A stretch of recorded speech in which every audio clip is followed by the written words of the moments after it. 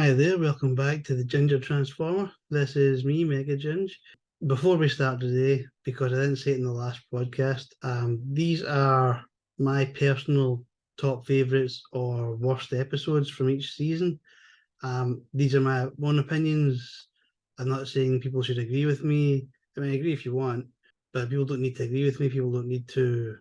I'm not basically saying this is it. This is like my opinion rules over everything. So it's not one of those. It's not one of those things. Okay, I realized I didn't put that in the last one, and people might think I came off as a bit preachy because these were my favorites, and this is why. Well, no. This is just my opinion. They're just my favorite episodes per season, or worst episodes per season, and my own reasoning for it. I'm sure you all have your own favorites, your own worst ones, and your reasons for it. Okay, it's just to make that clear, because I realised I missed out that warning on the first one of these, and like I said, I don't want to seem like I'm preaching. But anyway, on to my season two top five, and obviously there are a lot more episodes in season two.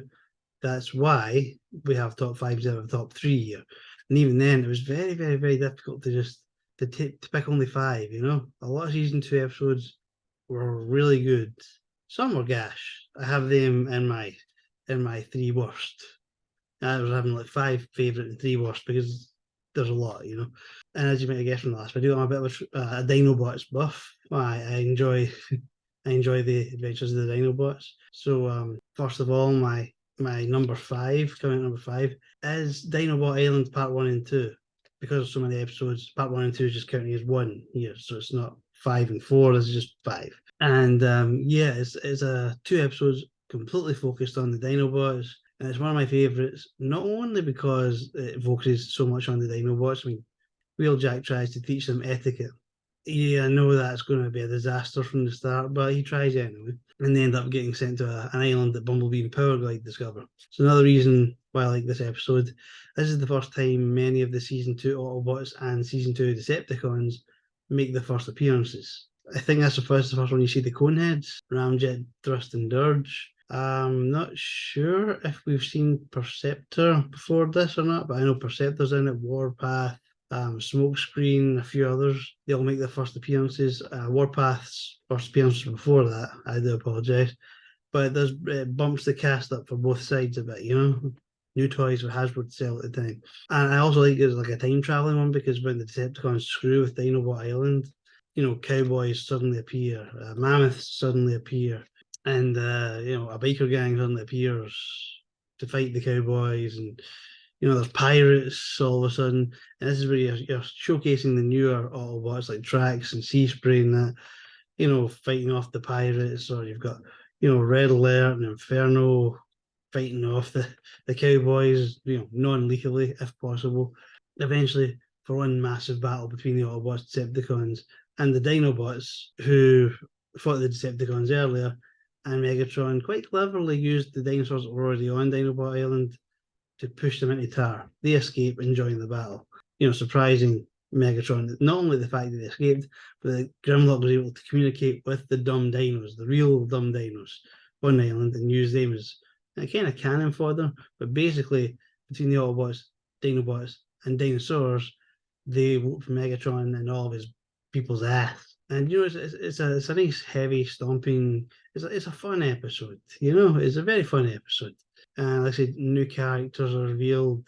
You get to see more dino action. So that's why both of those episodes are at my number five.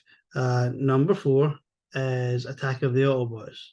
Because let's face it, we all like an episode with good guys go bad. And I'm really surprised that Megatron didn't bother using that again in the future, because it worked. TV was able to actually all the Autobots.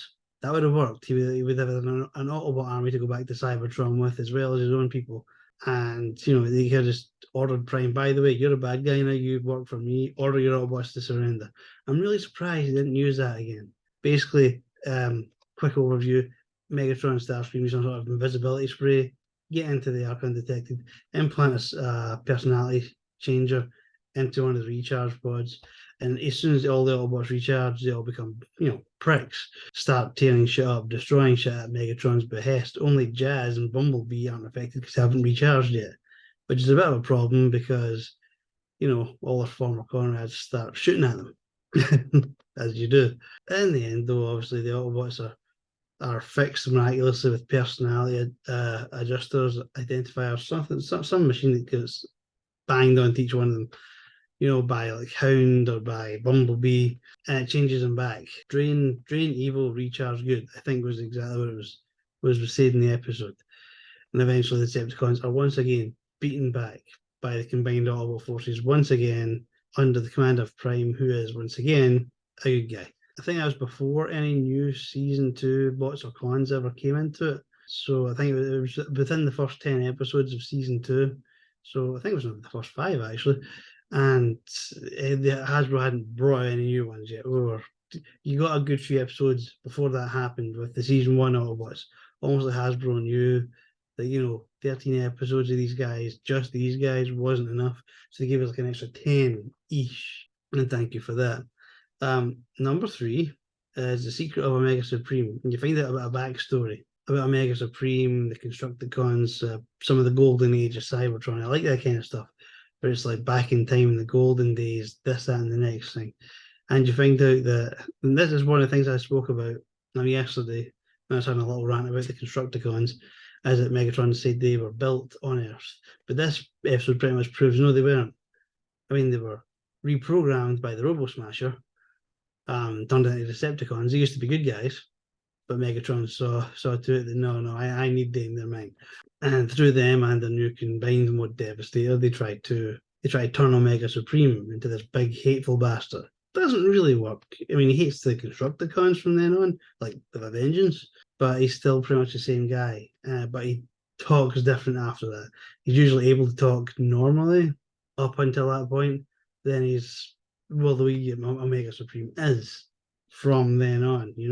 And that's all his like backstory. It's like I said, it's one of those episodes you like because it tells you a backstory about him, about the Constructicons at the time. It doesn't really go into detail about anything else around. The main story is basically there's an asteroid over the Earth. They sent Omega Supreme to shoot it down because the Decepticons think it's going to be a good energy source. Turns out, no, this isn't an egg. Something hatches from it, starts attacking human cities because it's hungry. And the Constructicons are there. Omega Supreme goes a bit cuckoo in their pursuit. He no longer listens to Prime, stand down, don't destroy it, blah, blah, blah. He's after the Constructicons. He's after blood. He doesn't care.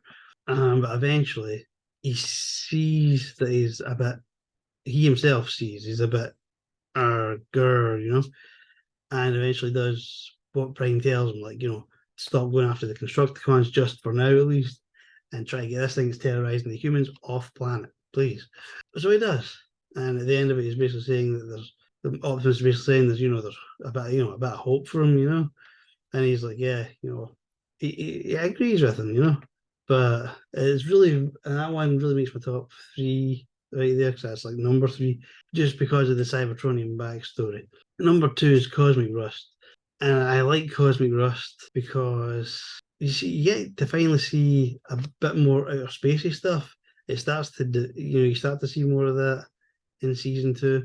But this one's particularly special because it involves the lost Autobot colony of Antilla, where cosmic rust spores pretty much decimated the population. Megatron, Starscream, Astrotrain find it early on. I think Rumble's there, I'm not sure.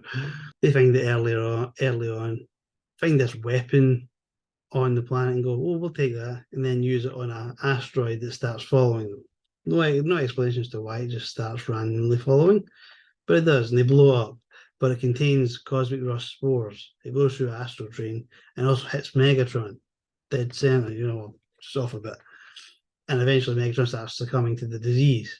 Meanwhile, the Autobots have created this new kind of, basically it's a polish, You polish people up, like Autobots, Decepticons, or the Statue of Liberty, and, makes you pretty much impervious to all this stuff. Basically, without knowing it, Perceptor's created a cure to cosmic rust. So he gives it to Megatron after being captured for fostering peace talks. We knew Megatron wasn't going to give us any fucking peace. But, Perceptor's he's not naive, but he's hopeful for peaceful resolution of the war. Doesn't happen. He ends up becoming basically a time bomb. Prime and the other Autobots have to save Perceptor, now infected with cosmic rust, from exploding. Once again, thank you, Megatron. But the other Autobots get infected, and the Decepticons use this heat ray kind of bug-looking thing to heat up the arc, spread the disease faster. Autobots start falling apart left, right, and centre. But Perceptor says he's able to find more of this ingredient X with the Corostop. That's the name of the fluid stuff, by the way, Corostop. And they can replicate more, make more, save them all.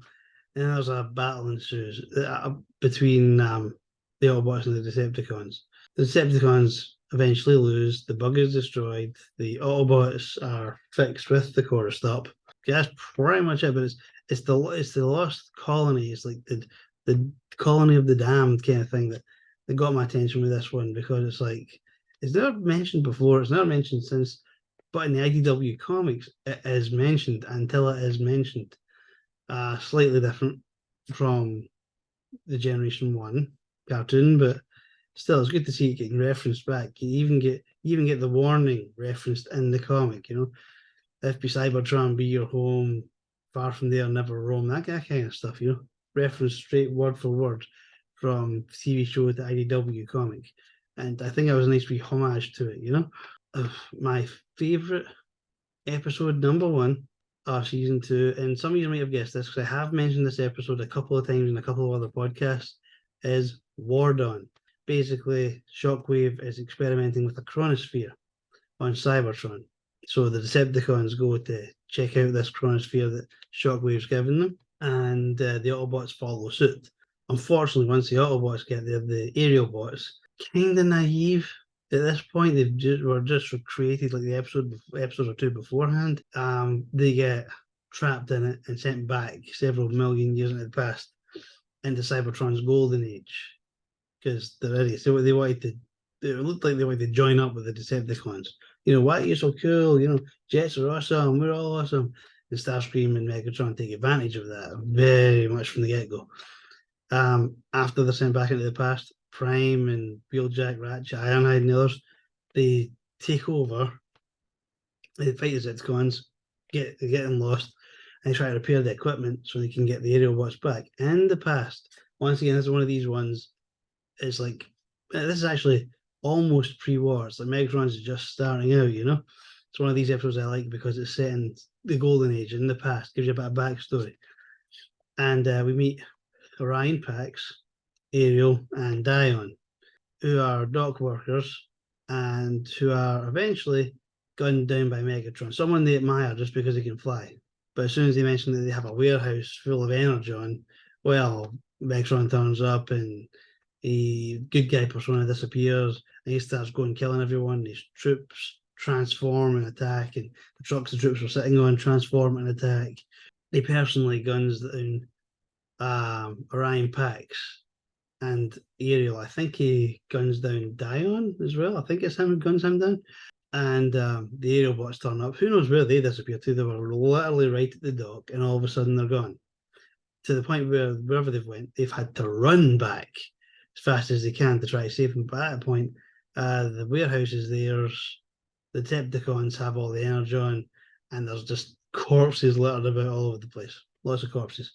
And this finally gets the, not so much Silverbolt. He was never wanting to, maybe potentially switch sides, but it gets the rest of the aerial bots on the same page as the Autobots. That kind of, this is why Megatron's a bastard.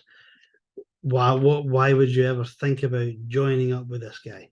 And they eventually take him to a very muchly younger Alpha Trion, not A3. He's older than that. But he tries to tell him, no, we don't have room at the inn. Go away. But they show him Orion Pax, and like, please, is there anything you can do for him? He's like, fine, I'm going to try to rebuild him entirely. And after it's done, he comes back out, and it is Optimus Prime. Shock horror. Mm-hmm. As Optimus Prime goes to confront Megatron, and the aerial bots go off to do their own thing again, Alpha Trion basically says, a female warrior, I think I will call her Elita 1. I wonder why. And we find out where Elita 1 came from, So Prime turns up, starts shooting Megatron and all the Decepticons left, right, and centre. And there are Omega Guardians, which is basically Omega Supreme just painted blue, who turn up, who I think were the predecessors, no, the descendants of the Dark Guardians of the Quintessons, but more about that later. And they show up and they start fighting the Decepticons as well. And the tide starts to turn just a little bit when Megatron realizes he's out of his depth. This Autobot just ain't falling. But the Aerobots discover that the Decepticons are loading up all the Energon cubes from this one factory, and Silverbolt says if he wins here, he wins Cybertron, he wins the galaxy. So they blow up the factory with themselves in it. But just as that's done, Wheeljack's able to bring them back to the present, thankfully. At this point, the Decepticons have found an old Omega Sentinel, have reactivated them minus head, and have set them against the Autobots. So the Autobots are on the back foot again until the Aerobots reappear from the past, transform into Superion, and beat the living piss out of it. And basically, as Megatron and the others start retreating, the Aerobots swear vengeance on Megatron because of what he's done, what they've seen him do firsthand. They're no longer naive. They now know the ways of war and just why he's such a bad person, But yeah, once again, like I said, I have a thing for time traveling ones that give us a bit of insight, a bit of backstory into Cybertron itself. That is War Dawn is my favourite of all the season 2 episodes. Don't get me wrong, it was hard because there are really good episodes in there, You've got key vectors as the key vector signal part 1 and 2. You've Search for Alpha Trion. You've got the desertion of the Dinobots. I can never say that word, but that made it right there. My 3 worst ones. And once again, these are my own opinions. Don't hate the player, hate the game, son. Autobot Spike. Basically, like the first episode of season 2 is garbage. I didn't like it. Now, this is number 3. I've got 2 more above this I don't like more than that. But basically, Spike's hurt. However, can we help him? Oh no, we can't fix his body while he has an active brain. It's basically what the medical people say. We can't help him until we shut his brain down. No, let's just transfer it to that big pail of garbage that Spike made. Basically, he got a lot of Autobot spare parts, put them all together, and made a Frankenstein's monster out of all these spare Autobot parts. And then they put Spike's mind in there while his body gets worked on in real life. And it's like, so he had to remove his brain just to fix him? He had a fall or something like that. It wasn't life-threatening.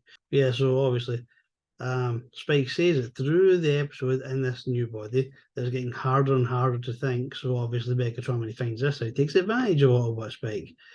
Says, right, take me in my gun mode and start shooting your friends. But why? No, don't think. It's too hard. Don't think. Just let Megatron do the thinking for you. Kill them all. And it's only when he nearly kills his own fucking dad when he actually goes, whoa, what am I doing? Yes, Spike, you're a dick. Once again, proof that we don't need humans in these damn stories. But eventually the body's fixed, he's transferred back into himself. They have a nice wee joke about it and all that kind of stuff. And he turned psycho on you, he turned traitor and fought against you in a split second, and you still trust him from now till the end of season 4. But yeah, that was an annoying episode. Not as bad as a Decepticon Raider in King Arthur's court. Now, I've already said I like time traveling ones, but I mean specific time traveling ones specific to Cybertron and the Golden Age or the Age of the Quintesson Rule. Dear God, not going back to like the days of King Arthur and stuff. That was just so bad.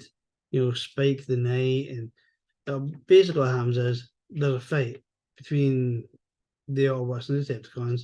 Starscream, Ramjet, and Rumble end up fleeing into this temple low on Energon, this like little temple thing that appears from nowhere, and then attempt to find the Energon. They end up accidentally activating some sort of time portal where Hoist and Warpath and Spike in tow follow them through.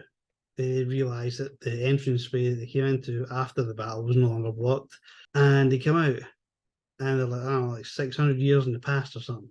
Starscream's like, hey, I can start a Decepticon Empire now, and Megatron won't be alive again for like another 600-700 years. Sorted, but he has to find them fuel or something, They can't not have fuel. So we have Hoist and Warpath doing their best to fight the Decepticons through the episode. But Starscream's been able to get a hold of a lord who has all this equipment, like medieval equipment, that he's able to actually turn into like a recharge dock, a really shitty recharge dock for him, Ramjet, and Rumble. I think Ravager's there as well. I'm not sure. And eventually, they don't get fully charged, but there's enough that juice in there that they can start taking the fight to the remaining Autobots. Eventually they meet, like, I think it's Merlin or something they meet, or at least another wizard who basically says, right, I don't know what energy is, but lightning, and zaps both of them, and it gives Warpath and Hoist enough of a boost to once again fight the Decepticons. But they end up all just basically fighting to a standstill because they just start running out of energy. No energy for weapons. They're limited in their transformations. So they all basically eventually just go, right, you know what? Screw this, we're out. We're going back to the time portal thingy. Mr. Wizard Guy, lead the way so we can go home. And he does. And the time portal is called the Dragon's Keep. Yes, there is a dragon. It's big. And Starscream practically freaks when he sees it. I just want to go home. I don't want to fight a dragon. But the wizard has medieval devices, which turn out to be basically just like medieval style grenades. So he lobs them at the dragon, it blows up in his face, and the dragon flies off. And they all go back through the time portal, and they're so happy to get home. I made that sound a lot more exciting than it is. It's a really rubbish episode. It's got jousting. It's just so bad. It's like, at one point I'm pretty sure that Rumble's covered in bird shit. Pretty sure at another point that they make a suit for Spike so he can joust, and it's like you're wasting what precious energy you have on this tosser. He's trying to impress a medieval girl that he's obviously not going to take back with him. It's like, it's a waste of an episode. Not as much of a waste of an episode as my number one hated episode of all of season 2. BOT, but I don't like it. I don't. It introduces 3 college students, I think they are. One's like a high school, one's a girl, she's very nerdy. The other 2 are like nerdy guys with big IQs who think they're smarter than everyone else. Well, that gets them into trouble. Earlier in the episode, Defensor destroys Bruticus, and Swindle sells off the parts, including Brawl's brain. Now he's able to reassemble it all with a bit of persuasion from Megatron. Puts a bomb in his head and says, find them all, put them back together, you're going to blow up. So Swindle does it. Only find the brains missing. These 3 have found the brain in a junkyard and put it into a homemade robot they've made. This dinky little rubbish looking, it looks like a fat Lego character. But once he gets Brawl's brain in him, he just goes on a rampage. So they end up somehow contacting the Autobots who are like, whoa, who is it this time? Is it government? Is it military? And they're like, is it fucking high school or something? So they get dispatched. You've got Ironhide, and I think it's Gears, I think, and Bumblebee right there, and they're looking for these humans that sent a distress call, and it turns out, it's just these students, and it's like, what do you want from us? You got to help us with that, and they all laugh at the robot, who it's Brawl, so he trouses all 3 of them because they underestimate him, and eventually one of them tries to get through a wooden door and can't because it's been barricaded. Wooden door, giant metal robot. I don't care how much stuff you put behind that door. They should have been able to just crash through that, I mean, they eventually chase down the bot. They find them, but they also find Swindle, who starts shooting. He removes the brain module and takes it back to Megatron. Now, he's got a new weapon. He needs Bruticus to operate. I don't know why he wouldn't want a smarter Decepticon to operate it, because Bruticus is a bit thick. He's good at what he does, but it's not all there. But so he ends up recombining all the Combaticons and Bruticus and use this weapon. It's basically something that fires at you and it'll like displace you somewhere. And it's like, okay, so they're going to like fire it on the Autobot Arc and the mountain that comes with it and send them into space. It's not the right plan, I guess. But these 3 students, they were able to hear everything that the Decepticons are doing because obviously Brawl was in Bot. Bot was connected to something they had. They could hear everything that was going on. So the Autobots were able to thwart them by using Bot as a suicide bomber. Yes, they basically go up and Bot reprograms the things which are shooting Decepticons. So they get displaced, they go flying all over the place, and then he blows up and takes a weapon with it. So, there's that. The Autobots literally used a suicide bomber to to beat the Decepticons. That's pretty much it. I was like, I think that's one of the last episodes of season 2, and it was rubbish. It was gash. It was like we'll never see these three nerds again. But they're just annoying. Just the whole presence through the whole episode just made it so bad. And there wouldn't have been an episode without them, but at the same time, once again, as you might have known, I'm not a fan of humans in any sort of Transformer stuff. I'm not.